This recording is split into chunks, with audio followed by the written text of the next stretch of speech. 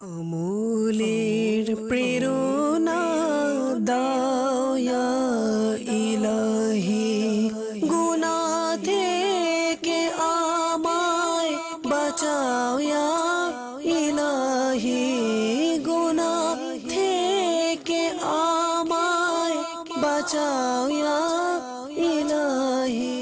আলহামদুলিল্লাহি রাব্বিল আলামিন ওয়াসসালাতু ওয়াসসালামু আলা সাইয়্যিদিল মুরসালিন। আম্মা বা'দ, ফাআউযু বিল্লাহি মিনাশ শাইতানির রাজীম। বিসমিল্লাহির রহমানির রহিম। পড়ি আসসালাতু ওয়াসসালামু আলাইকা ইয়া রাসূলুল্লাহ ওয়া আলা আলিকা ওয়া আসহাবিকা ইয়া হাবিবাল্লাহ। আসসালাতু ওয়াসসালামু আলাইকা ইয়া নাবিয়্যাল্লাহ ওয়া আলা আলিকা ওয়া আসহাবিকা ইয়া নূরাল্লাহ। প্রিয় ইসলামী ভাইরা ও মাদানী চ্যানেল এর দর্শক শ্রোতাবৃন্দ, আবারও আপনাদের সামনে উপস্থিত হয়েছি মাদানী চ্যানেল এর বিশেষ অনুষ্ঠান আমলের হিসাব নিয়ে। প্রিয় ইসলামী ভাইরা ও মাদানী চ্যানেলের দর্শক শ্রোতা, আপনাদেরকে এই অনুষ্ঠানে জানাচ্ছি আন্তরিক অভিনন্দন ও মোবারকবাদ। আজকে আমরা এই অনুষ্ঠানের মধ্য দিয়ে আমলের হিসাব, এই অনুষ্ঠানে আমাদের যৌবনের আমল কেমন হওয়া দরকার, আমাদের যৌবনের ইবাদত রিয়াজত কেমন হওয়া দরকার। আসলে দেখা যায় বর্তমান সময়ে বান্দা যখন যৌবনকালে থাকে তখন গুনাহের আড্ডায় বিভিন্ন ধরনের দুনিয়াবি আল্লাহ তাআলার পানা আনন্দ ফুর্তি এগুলোর মধ্যে নিজের যৌবনকে অতিবাহিত করে। কিন্তু প্রিয় ইসলামী ভাইরা, দ্বীনের মধ্যে পিয়ারা আকা সাল্লাল্লাহু তাআলা আলাইহি ওয়া আলিহি ওয়াসাল্লাম এর শরীয়তের মধ্যে যখন গোলামে মুস্তাফা উম্মতে মুহাম্মদী যৌবনকালে আমল করে, ইবাদত করে, সেটা কতটাই গুরুত্বপূর্ণ হয়ে থাকে। আর ওই আমল কতটাই বান্দার জন্য সৌভাগ্যের বিষয় হয়ে থাকে। আসুন আজকে আমরা যৌবনের ইবাদতের ব্যাপারে, যৌবনের আমলের ব্যাপারে শ্রবণ করব। তার পূর্বে প্রিয় আকা মাক্কি মাদানী মুস্তাফা সাল্লাল্লাহু তাআলা আলাইহি ওয়া আলিহি ওয়াসাল্লাম এর উপর দুরূদ শরীফ পাঠ করার একটি ফজিলত শ্রবণ করে নি। সরকারে দু আলম নূরে মুজাসসাম সাল্লাল্লাহু তাআলা আলাইহি ওয়া আলিহি ওয়াসাল্লামের ফরমানে আলিশান, তোমরা যেখানেই থাকো না কেন আমার প্রতি দুরূদ শরীফ পাঠ করো, কেননা তোমাদের দুরূদ আমার নিকট পৌঁছে থাকে। প্রিয় ইসলামী ভাইরা, চলুন আমরা একবার মহব্বত সহকারে প্রিয় নবী সাল্লাল্লাহু তাআলা আলাইহি ওয়া আলিহি ওয়াসাল্লাম এর উপর দুরূদ শরীফ পাঠ করে নিই। সাল্লু আলাল হাবিব সাল্লাল্লাহু তাআলা আলা মুহাম্মদ সাল্লাল্লাহু তাআলা আলাইহি ওয়া আলিহি ওয়াসাল্লাম। প্রিয় ইসলামী ভাইরা, নিঃসন্দেহে যৌবন আল্লাহ তাবারাকা ওয়া তাআলা এর প্রদত্ত নিয়ামত সমূহ থেকে এক বড় নিয়ামত, যেটার কোনো মূল্য হয় না। একবার যদি চলে যায় তবে শত কোটি টাকা খরচ করলেও তা অর্জন করা যাবে। যদি আমরা দুনিয়ার মধ্য থেকে নিজের যৌবন আল্লাহ তাআলার আনুগত্য ও অনুসরণের মধ্যে অতিবাহিত করি, তবে ইনশাআল্লাহ আজ্জা ওয়া জাল কিয়ামতের দিন অপদস্থ হওয়া ও অপমানিত হওয়া থেকে বেঁচে যাব। অন্যথায় এই নিয়ামতের গুরুত্ব না দেওয়ার কারণে কঠিন শাস্তি ও পেরেশানিতে পড়তে হবে। কেননা কিয়ামতের দিন যৌবনের ব্যাপারে প্রশ্ন করা হবে। যেমনি ভাবে রহমতে আলম নূরে মুজাসসাম রাসূলে আকরাম সাল্লাল্লাহু তাআলা আলাইহি ওয়া আলিহি ওয়াসাল্লাম ইরশাদ করেন, কিয়ামতের দিন বান্দা ওই সময় পর্যন্ত পা উঠাতে পারবে না যতক্ষণ পর্যন্ত তার কাছ থেকে 5টি জিনিসের ব্যাপারে প্রশ্ন করা হবে না। 1, বয়স কোন কাজে ব্যয় করেছে। 2, যৌবন কোন কাজে অতিবাহিত করেছ। 3, সম্পদ কোত্থেকে অর্জন করেছ। 4, কোথায় খরচ করেছ এবং নিজের জ্ঞান অনুসারে কতটুকু আমল করেছ। যে সৌভাগ্যবান নিজের যৌবনের গুরুত্ব দিয়ে নফসের কামনা ও বাসনা থেকে মুখ ফিরিয়ে একনিষ্ঠভাবে আল্লাহ তাবারাকা ওয়া তাআলা এর সন্তুষ্টি অর্জনের জন্য দিন রাত ইবাদতের মধ্যে অতিবাহিত করেছে, তবে সে দুনিয়া ও আখিরাতের অসংখ্য কল্যাণ অর্জন করে নেয়। প্রিয় ইসলামী ভাইয়েরা, আল্লাহ তাবারাকা ওয়া তাআলা এর দয়া আমরা যৌবন এর মতো মহান নিয়ামত পেয়েছি। আজকের এই যৌবনের আমল এর ব্যাপারে আমরা তো শ্রবণ করে যাচ্ছি। প্রিয় ইসলামী ভাইরা, সাধারণভাবে যৌবন কালে নির্ভীকতা ও দুঃসাহসিকতা এবং ওই সুন্দর মুহূর্তটার প্রতি মূল্যহীনতা বার্ধক্যে আফসোসের কারণ হয়ে দাঁড়ায়। যখন আমার আপনার বৃদ্ধ অবস্থায় চলে আসবে, তখন এই যৌবনকে নিয়ে হয়তো অনেকেই আফসোস করবে। আর কেননা এটাকে তো আমি আল্লাহ তাআলার ইবাদতের মধ্যে অতিবাহিত করিনি, এটাকে গুনাহের মধ্যে সাজিয়েছিলাম। আর এই কারণে যতদিন যৌবন বাকি থাকে এবং সুস্থ নিরাপদ থাকে, তবে তার বেশি থেকে বেশি ইবাদতের মধ্যে, আমলের মধ্যে অতিবাহিত করা অত্যন্ত জরুরি। তাই প্রিয় ইসলামী ভাইরা, দাওয়াত ইসলামীর প্রকাশনা প্রতিষ্ঠান মাকতাবাতুল মদিনা কর্তৃক প্রকাশিত কিতাব হিকায়াত और নসিহত এর 320 পৃষ্ঠায় উল্লেখ রয়েছে, এক বুজুর্গ রাহমাতুল্লাহি তাআলা আলাইহি বলেন, আমি এক যুবককে লোকদের থেকে সম্পূর্ণ পৃথক হয়ে জঙ্গলের একটি জায়গায় ইবাদত ও রিয়াজতে মগ্ন অবস্থায় দেখতে পেলাম। আমি তাকে সালাম দিলাম, সে সালামের জবাব দিল। আমি তাকে বললাম, হে যুবক, তুমি এই নির্জন জায়গায় কেন, যেখানে তোমার কোনো সাহায্যকারী ও বন্ধু নেই? সে বলল, কেন থাকবে না? আমার দয়ালু প্রতিপালকের শপথ, আমার সাহায্যকারীও রয়েছে, বন্ধুও রয়েছে। সুবহানাল্লাহ। আমি জিজ্ঞেস করলাম, তোমার সাহায্যকারী ও বন্ধু কোথায়? সে উত্তর দিল, তিনি তার সম্মানের সাথে আমার উপর শ্রেষ্ঠত্ব রাখেন, তার ইলম ও হিকমতের দ্বারা আমার সাথেই রয়েছেন। সুবহানাল্লাহ। তিনি হিদায়াতের সাথে আমার সামনে এবং তার নিয়ামত ও মহত্ব দ্বারা আমার ডানে বামে রয়েছেন। যখন আমি কথাগুলো শুনলাম, তখন আরজ করলাম, আপনি কি আমাকে আপনার সংস্পর্শে থাকার অনুমতি দিবেন? তখন সে বলতে লাগলো, আপনার সংস্পর্শ আমাকে ইবাদত থেকে অলস করে দিবে, আর আমি সেটা পছন্দ করি না। কেননা পূর্ব থেকেই পশ্চিম পর্যন্ত জমিনের বাদশা আমার জন্য যথেষ্ট।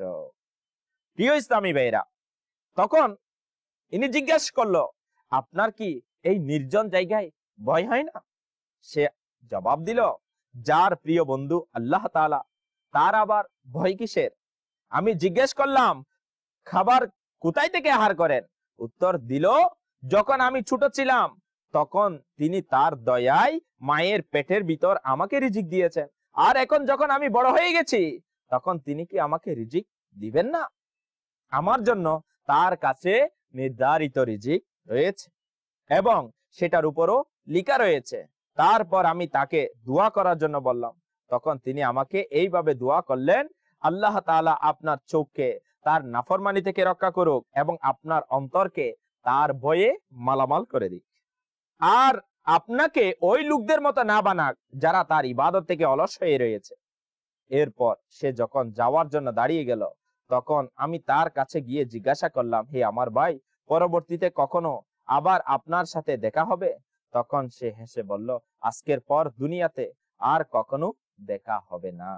হ্যাঁ, কিয়ামতের দিন সমস্ত লোকেরা যখন একত্রিত হবে, তখন আপনি যদি আমার সাথে সাক্ষাৎ করতে চান, তবে আল্লাহ তাআলার সাথে দিদারকারীদের মধ্যেই খুঁজবেন। তারপর আমি জিজ্ঞাসা করলাম, আপনার কিভাবে এটা জানা হয়ে গেল? উত্তর দিলেন, তার সম্মানের কসম, তার কারণেই জেনে গেলাম। কেননা আমি আমার চোখকে হারামকৃত বস্তুসমূহ থেকে, নিজের নফসকে কামনা ও বাসনা থেকে দূরে রেখেছি। অনেক রাত আমি তার ইবাদতের জন্য একাকিত্ব অবলম্বন করেছি। আমি আশা করছি তিনি আমার উপর খুশি হবেন, এর পরিণামে তিনি আমাকে তার দিদার করাবেন। তারপর ওই যুবক অদৃশ্য হয়ে গেল। এরপর থেকে তার সাথে আর কখনো সাক্ষাৎ হয়নি। প্রিয় ইসলামী ভাইরা ও মাদানী চ্যানেল এর দর্শক শ্রোতাবৃন্দ, এই বর্ণিত ঘটনার মধ্যে ওই যুবককে যৌবনকালে দুনিয়ার রঙিন বুক বিলাস ছেড়ে ইবাদত ও রিয়াজতের মধ্যে নিজেকে ব্যস্ত রেখেছে এবং শরীয়তের হুকুমকৃত প্রিয় ইসলামী ভাইরা বিষয়গুলো পালন করেছে, হারামকৃত বস্তু দেখা থেকে বিরত ছিল, আর একাকীভাবে ওই নির্জন জঙ্গলে বসবাস করতেও কুণ্ঠিত হননি। এই ঘটনার মধ্যে বিশেষ করে ওইসব যুবকদের জন্য শিক্ষার অসংখ্য মাদানী ফুল বিদ্যমান রয়েছে, যারা নিজেদের যৌবনকে নেশায় বেহুশ হয়ে নফস ও শয়তানের প্ররোচনার মধ্যে পরে গুনাহের মধ্যে ডুবে রয়েছে এবং আল্লাহ তাআলার অসন্তুষ্টি মূলক কাজ এর মধ্যে লিপ্ত রয়েছে, তাদের উচিত যৌবনের গুরুত্ব বুঝে নেওয়া এবং ওই মূল্যবান মুহূর্তটিকে অহেতুক নষ্ট না করে আল্লাহ তাআলার ইবাদতে অতিবাহিত করা। কেননা জীবনে যৌবন নামক নিয়ামত শুধু একবারই অর্জিত হয়। প্রসিদ্ধ মুফাসসির হাকিমুল উম্মাত হযরতে মুফতি আহমদ ইয়ার খান আলাইহি রাহমাতুর রহমান বলেন, সুস্থতা, যৌবন, সম্পদশালিত্ব এবং জীবনকে নষ্ট করে দিও না, এতে নেক আমল করে নাও। এই নিয়ামত সমূহ বারবার আসে না। আরো বলেন, যৌবন খেলতামাশায় অতিবাহিত করে বৃদ্ধ অবস্থায় যখন অঙ্গসমূহ নিস্তেজ হয়ে যাবে তখন অধিক ইবাদত করার ইচ্ছা করাটা বোকামি। যা আমল করাই যৌবন কালেই করে নাও, কেননা নেককার যুবকের অনেক বড় মর্যাদা রয়েছে। প্রিয় ইসলামী ভাইরা ও মাদানী চ্যানেল এর দর্শক শ্রোতাবৃন্দ, নেককার যুবকের কেমন মর্যাদা রয়েছে? যে ব্যক্তি তার যৌবনকে আল্লাহ তাআলার ইবাদতের মধ্যে, আমলের মধ্যে অতিবাহিত করবে। ইরশাদ হচ্ছে, নিজের যৌবনে ইবাদতকারী যুবক বৃদ্ধ অবস্থায় ইবাদতকারী ব্যক্তির উপর এই রূপ ফজিলত অর্জন করেছে যেমন রাসূলগণের আলাইহিমুস সালাতু ওয়াস সালামের মর্যাদা সকল নবীদের উপরে রয়েছে। সুবহানাল্লাহ। আরো ইরশাদ হচ্ছে, যে যুবক দুনিয়ার স্বাদ এবং তার আরাম আয়েশকে ছেড়ে দিল এবং তার যৌবনের মধ্যে আল্লাহ তাআলার আনুগত্যের দিকে অগ্রসর হয়ে গেল, তবে আল্লাহ তাআলা ওই সৌভাগ্যবানকে ৭২ জন সিদ্দিকিনের সমপরিমাণ সওয়াব প্রদান করবেন। নিঃসন্দেহে আল্লাহ তাআলা তার সৃষ্টির মধ্যে এই সুন্দর যুবককে সবচেয়ে বেশি পছন্দ করেন। কোন যুবককে? যে তার যৌবন ও সৌন্দর্যকে আল্লাহ তাআলার ইবাদতের মধ্যে কাটিয়ে দিয়েছে। আল্লাহ তাআলা এই ধরনের বান্দার উপর ফেরেশতাদের সামনে গর্ব করে ইরশাদ করে, এই হলো আমার প্রকৃত বান্দা। সুবহানাল্লাহ, সুবহানাল্লাহ। ইসলামী ভাইরা, আরো ইরশাদ হয়েছে, নিঃসন্দেহে আল্লাহ তাআলা ওই যুবককে ভালোবাসেন যে তার যৌবনকে আল্লাহ তাবারাকা ওয়া তাআলা এর আনুগত্যে অতিবাহিত করে দিয়েছে। সুবহানাল্লাহ। ইসলামী ভাইরা ও মাদানী চ্যানেল এর দর্শক শ্রোতাবৃন্দ, আপনারা শুনলেন তো যৌবন কালের মূল্যায়নকারীদের উপর আল্লাহ তাআলার কেমন দয়া হয়, কেমন দয়া হয়। তিনি তার প্রিয় বান্দাদের মধ্যে অন্তর্ভুক্ত করে নেন। এই জন্য যুবকদের প্রতি আবেদন, যদি বৃদ্ধকালে নিজের প্রশান্তিময় জীবন অতিবাহিত করার ইচ্ছা থাকে তাহলে তার উচিত যৌবনের নিয়ামতকে গনিমত হিসাবে নিয়ে, গনিমত জেনে এই ধ্বংসাত্মক দুনিয়ার পেছনে না দৌড়িয়ে নিজের নফসকে ইবাদত ও রিয়াজতের দিকে দাবিত করার চেষ্টা করা, যদি তা খুবই কষ্টসাধ্য হয়। কেননা যৌবনকালে অনেক বেশি আশা ও আকাঙ্ক্ষা থাকে, কিন্তু আমরা অন্যান্য কার্যাবলীর পাশাপাশি হুজুরে আকরাম নূরে মুজাসসাম রাসূলে মুহতাশাম সাল্লাল্লাহু তাআলা আলাইহি ওয়া আলিহি ওয়াসাল্লাম এর অনুসরণ করি। তার ইবাদত রিয়াজতে সাজানো পবিত্র জীবন অনুসারে আমল করি, তবে ইনশাআল্লাহ আজ্জা ওয়া জাল আমাদের জীবনের মধ্যে মাদানী বাহার চলে আসবে। প্রিয় ইসলামী ভাইরা ও মাদানী চ্যানেল এর দর্শক শ্রোতাবৃন্দ, আমরা আকা সাল্লাল্লাহু তাআলা আলাইহি ওয়া আলিহি ওয়াসাল্লাম এর নুরানি জিন্দেগি, এটা আমাদের জন্য একটি উত্তম আদর্শ। আর আমাদেরকে স্মরণ রাখা দরকার, যৌবনকালে ইবাদত করার সৌভাগ্য হওয়া কোনো বড় নিয়ামতের চেয়ে কম নয়। কেননা যৌবনের প্রান্তে পা রাখতেই মানুষ শয়তানকে ভয়ানক ছালে, নফসের নাজাইজ কামনা, খারাপ বন্ধুদের সঙ্গ, দুনিয়ার ভবিষ্যৎ সর্বোত্তম করার চিন্তা এবং ধ্বংসযোগ্য দুনিয়ার রঙিন গহ্বরে সম্পদ উপার্জনের নাজাইজ পদ্ধতিতে, প্রিয় ইসলামী ভাইরা, নাজাইজ পদ্ধতির কারণে গুনাহের অন্ধকারে এদিক সেদিক ঘুরতে থাকে। প্রিয় ইসলামী ভাইরা ও মাদানী চ্যানেল এর দর্শক শ্রোতাবৃন্দ, আর ইবাদত ও রিয়াজতের প্রতি দাবিত হতে পারে না।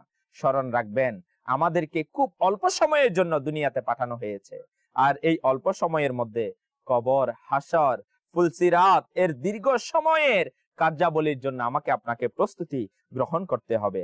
এই জন্য বুদ্ধিমত্তা হবে ওই সংক্ষিপ্ত সময়কে গনিমত জেনে কবর ও হাসরের প্রস্তুতি নিতে ব্যস্ত থাকা এবং নিজের মূল্যবান সময়কে অহেতুক নষ্ট না করে, কেননা জানা নেই আগামী মুহূর্তে সে বেঁচে থাকবে কি থাকবে না, আর তাকে সুদীর্ঘকালের গভীর নিদ্রায় কখন পাঠিয়ে দেওয়া হচ্ছে।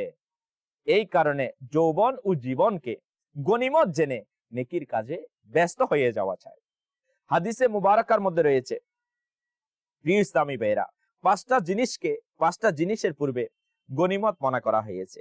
তার মধ্যে একটা হচ্ছে যৌবনকে বার্ধক্যের পূর্বে গনিমত বলা হয়েছে। প্রিয় ইসলামী ভাইয়েরা, আজকে আমরা যারা নিজেদের যৌবন কালকে গুনাহের সাগরে ডুবিয়ে রেখেছি, গুনাহের আড্ডার মধ্যে ডুবিয়ে রেখেছি, প্রিয় ইসলামী ভাইয়েরা ও মাদানী চ্যানেল এর দর্শক শ্রোতাবৃন্দ, আমাদের প্রত্যেকের উচিত আমাদের যৌবন কাল যেন শয়তানের দুঃখার মধ্যে, নফসে আম্মারার খায়েশের মধ্যে অতিবাহিত হয়ে না যায়। বাস যেন আল্লাহ তাবারাক ওয়া তাআলা আযজা ওয়া জাল্লা ও তার প্রিয় হাবিব সাল্লাল্লাহু তাআলা আলাইহি ওয়া আলিহি ওয়া সাল্লামের আনুগত্যের মধ্যে আমরা অতিবাহিত করতে পারি। প্রিয় ইসলামী ভাইয়েরা, আমরা যারা যুবক রয়েছি, আপনাদের জন্য তো অসংখ্য আলহামদুলিল্লাহ মুবারকবাদ। আজকে বর্তমান জামানার 1500 শতাব্দীর মহান রুহানি ও ইলমি ব্যক্তিত্ব কিবলা শাইখে তরিকাত আমির আহলে সুন্নাত দামাত বারাকাতুহুল আলিয়া, এই দাওয়াতি ইসলামের মাদানী মহল আমাকে আপনাকে তোহফা দিয়েছে যেন আমাদের মতো যুবকরা গুনাহ থেকে বেঁচে যায়, আর এই সুন্দর মাদানী পরিবেশের বরকতে নেক বান্দা হওয়ার সৌভাগ্য অর্জন করে, নেকির কাজের মধ্যে সম্পৃক্ত হয়ে যায় এবং নিজের আমলকে সাজায় এবং নিজেদের যৌবনকালকে আমলে জিন্দেগিতে রূপান্তর করে নিতে পারে।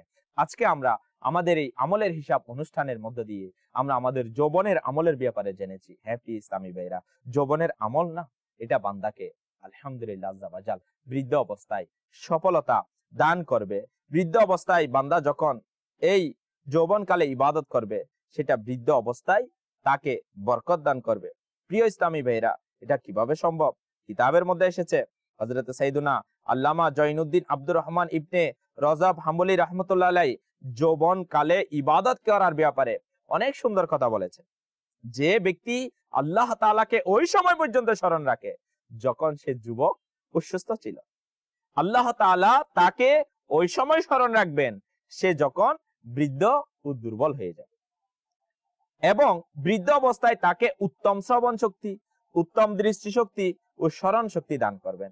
হযরত সাইয়্যিদুনা আবু তৈয়ব তিবরি রাহমাতুল্লাহি তাআলা আলাইহি 100 বছরেরও বেশি বয়স পেয়েছেন।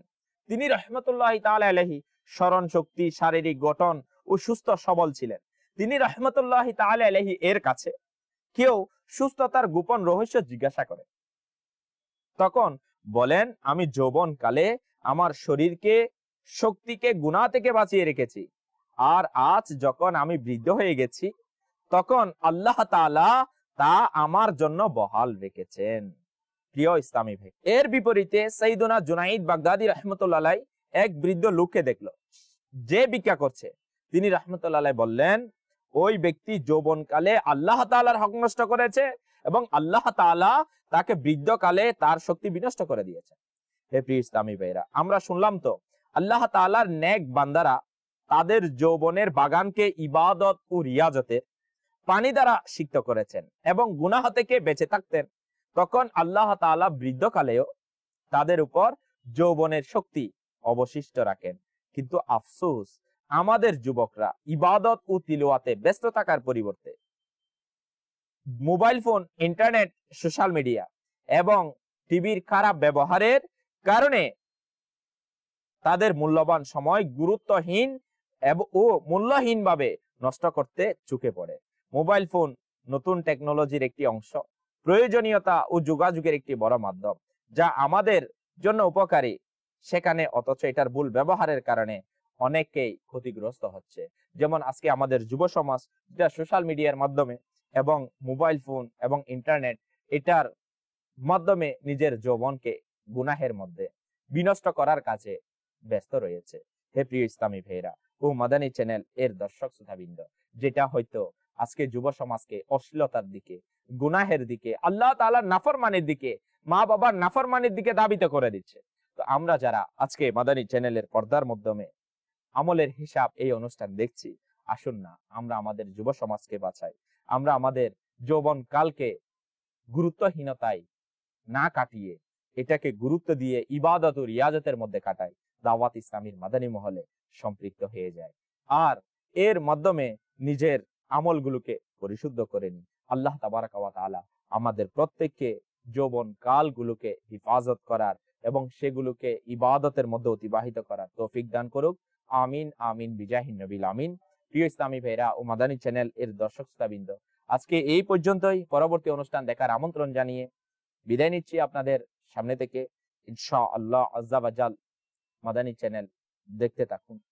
সাল্লু আলাল হাবিব সাল্লাল্লাহু তাআলা আলা মুহাম্মদ সাল্লাল্লাহু তাআলা আলাইহি ওয়া আলিহি ওয়াসাল্লাম।